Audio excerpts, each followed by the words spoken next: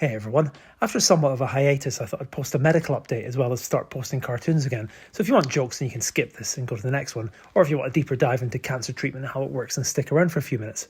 As part of a recap, I had a dippy tummy at the start of September that wouldn't go away, and after testing for E. coli and C. diff they gave me a CT scan eventually and found that I've got a tumour in my small intestine. And so being the small intestine, it would have never even showed up in a colonoscopy, and I never had any other symptoms like blood or the like. I've also got some metastasis on the liver, and realistically that's the thing that's going to kill me if left alone.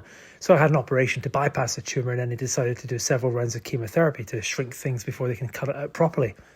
Then comes the waiting part, and this is the bit that really drives you wild. You have to wait a few weeks before the body can recover, and all that time you can't do a damn thing cancer related, and you're waiting on biopsy results anyway.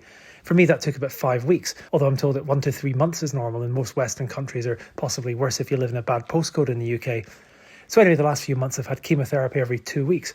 It's Folfox I'm on, if anyone's curious, a mixture of 3 different drugs that I get at the hospital. Then they send me back home for 2 days with a little bag with a pump in it, a line to drip feed me the drugs, which kill cancer, but are also like a poison for healthy cells, although I've not lost my hair, luckily enough. I get the impression that age has a lot to do with these things, and in all honesty, it's not been much worse than a mild to moderate hangover, although it does make your fingers have pins and needles, so drawing and typing and playing piano are out of the question for several days per fortnight. It also absolutely hammers your immune system, so it's 3 days of chemotherapy, 4 days of being immunocompromised, and then about a week to recover before the next round. As to how it works, chemo is a cocktail of drugs that stops your body growing new blood vessels and kills cells that are replicating, which cancer almost always is. The downside is it is also stopping you creating, as I said, new red and white blood cells.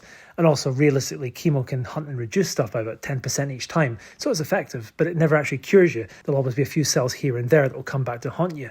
This is where we look to things like immunotherapy eventually. That sticks a genetic flag in the bad cells so that the body can go to work with its immune system. It's much slower, but it's much more effective, and it can lead to full remission. Unfortunately, the mutation I have doesn't have that option right now, although I suspect the science will have something in the next 2 to 3 years if chemo keeps things in check for then. The biology is actually super interesting. The KRAS gene, spelled with a K, is an on-off switch for cell replication, and I've got the G12D variant, which means it's now stuck in the on position. It's also very hard to target because that protein folds in on itself, hiding that part of the genome. On a more positive note, it's the same G12D that's responsible for about 10% of all cancer and about half of pancreatic cancer. So there's an insane amount of time and money and resources going in to find a cure for this thing. Whoever finds it's obviously going to get a Nobel Prize, and the company or university will earn billions. It's also vastly computer intensive, which is a good thing now we have AI to chuck at this. And at a certain level, it's just like computer hacking, replacing assembly code with RNA sequences. And I can genuinely understand now why Bill Gates is obsessed with this thing as a concept.